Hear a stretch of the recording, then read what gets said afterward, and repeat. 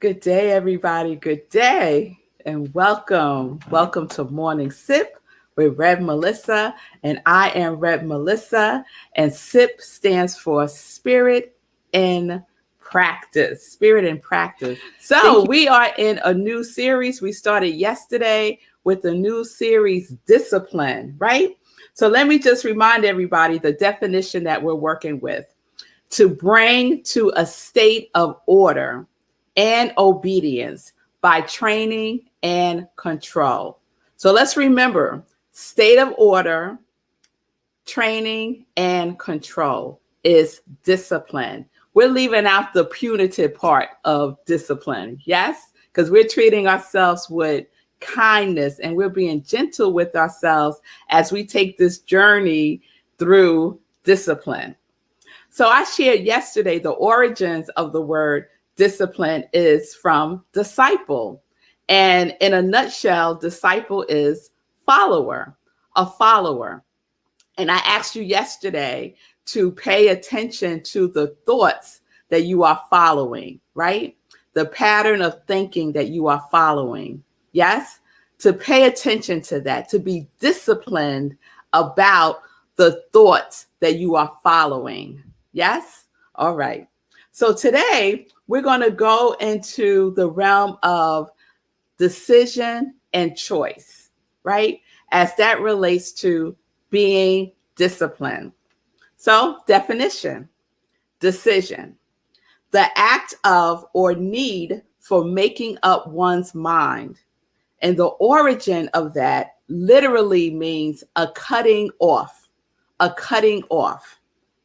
And the definition for choice is to select from a number of possibilities to want or desire. So a lot of times we think decision and choice are the same thing, but they're different things. They're different things. Decision is about making up your mind, and choice is about making a selection from a number of possibilities, right? And so we have a number of possibilities to choose from with our thinking, right? All the thoughts are out there in the atmosphere, right? We don't create the thoughts. The thoughts are already there. The thoughts are already there. What we're doing is aligning with the frequency of the thoughts that we want to embrace, that we want to experience. Because why? Thoughts are things, right? And we add our feeling tone to our thinking, pattern of thinking, pattern of feeling, pattern of speaking, pattern of doing, pattern of being. Yes? And so there's a wealth of possibilities, but we have the ability to choose, right? We have the ability to make up our mind by making a decision, by making a decision. So I love the way that Michael Bernard Beckwith distinguishes between decision and choice. So he says decision, and he uses the origin of the word, cutting things out of your life. Cut it out, right? Just cut it out. It no longer serves you. Sometimes we just want to hang on to stuff that has the past due has passed, and we still holding it on. It all stinky and stale, right? Best used by was years ago, and we still trying to use it. It's time to cut it out of our lives, right? What thoughts do you need to stop? What thoughts do you need to cut out of your mind? Yes? With grace and ease, y'all. With grace and ease. Remember, we're not being punitive towards ourselves. So decision, cutting things out of your life. And then what Michael Bernard Beckwith says about choice is this: choice is a state of consciousness you choose regardless of the circumstances. Let me read that again. Choice is a state of consciousness you choose regardless of the circumstances. So it don't matter what's going on around you. It don't matter what happened in the past. It don't matter what he said, what she said. It don't matter. Once you have made a decision, right? Once you have made a decision, you have made up your mind. You have cut out the things that you need to cut out of your life, right? You have moved into a state of consciousness to choose regardless of the circumstances. So, we've been in Sekou's movement of movement birthday challenge. And I think today is my day 25. And I shared yesterday about all the thoughts that came up to keep me in the bed because it was hot. It was hot at 6:30 in the morning. So what happens today? New York, we're in a heat wave here, y'all. So when I woke up yesterday, it was 70 degrees. When I woke up today, guess what? It was 80 degrees. And I got up before 5 o'clock and it was already 80 degrees. When we got out there, I walked with a group of folks today. Yesterday, I walked with myself. Today, I walked with some folks. Today, when we got out there at 5:30, it was 80 degrees. It was 80 degrees, right? So when I woke up, I had a decision to make. Yes, I had a decision to make. I had to make up my mind about what it was that I was going to do, right? And I had to cut out all that foolishness that was telling me, girl, just go back to sleep. Girl, it was 70 yesterday and today is 80. You know it's going to be hot. And the humidity, they say in the real field the temperature is 100 degrees today, right? All of a sudden, she knows the whole forecast, right? I'm like, girl, please, right? I made up my mind. I cut out those thoughts. They're there. They are there, y'all. The thoughts are going to be there. But the overriding thought, the thought that I listen to, the thought that I am disciplined about following, I am disciplined about following the thought that is in alignment with the desires of my heart, with the commitment that I have made to myself and to the other 43 people who are doing the movement of movement birthday challenge for Sekou's birthday month, right? So there is accountability in this discipline, right? And then I had a choice to make. My state of consciousness was clear, supportive, loving, determined, right? It wasn't wavering just because it was hot outside. I did all the things I needed to do. I hydrated. I wore something that was fitting to this weather and walking. I did all the things I needed to do to take care of myself, right? But regardless of the circumstance, Michael Bernard Beckwith said, choice is a state of consciousness you choose regardless of the circumstances. And it has to be 80 degrees in my house too, y'all, because I'm sweating right now. I have the ceiling fan going on.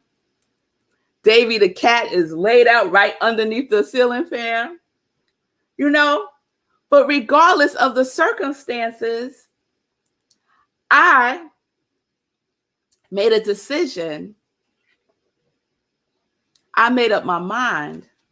I cut out that noise and I focused on my state of consciousness that is in alignment with the vibration of thoughts, the frequency of thoughts that are in alignment with my life, with the life that I am experiencing, with the life that I want to have, with health, with wellness. One of my qualities is well-being. And part of well-being is health and wellness, right? So I'm tapping into that frequency of thoughts. That's the frequency of thinking that I'm tapping into. I'm not tapping into the frequency of thoughts that are saying, oh, it's too hot. Oh, not today. Let's go tomorrow. Oh, you did it yesterday. You don't have to do it again today. I'm not tapping into that frequency of thinking. Yes? So let's be vigilant, right? We're vigilant. We're obedient. We are disciplined because we have the control. We control our thinking. We control what we do. We control what we are not going to do. We control what we allow in our lives, and we control what we can cut out of our lives. I can't control the weather. Believe you me, if I could, I would. But I can't control the weather. So why am I going to spend my time and energy fussing about the weather, right? Of course, we talked about the weather when we walked, but guess what? We were walking while we was talking about it. Yes? So how many times do we allow outer circumstances that we have no control over to determine what we will do, what we say yes to, what we say no to? Let's be clear about it. Is it in alignment with your state of consciousness? Is it in alignment with who you are being and what you are doing in the world? Right? So we're going to continue this, y'all. It takes discipline to bring your consciousness to a state of order.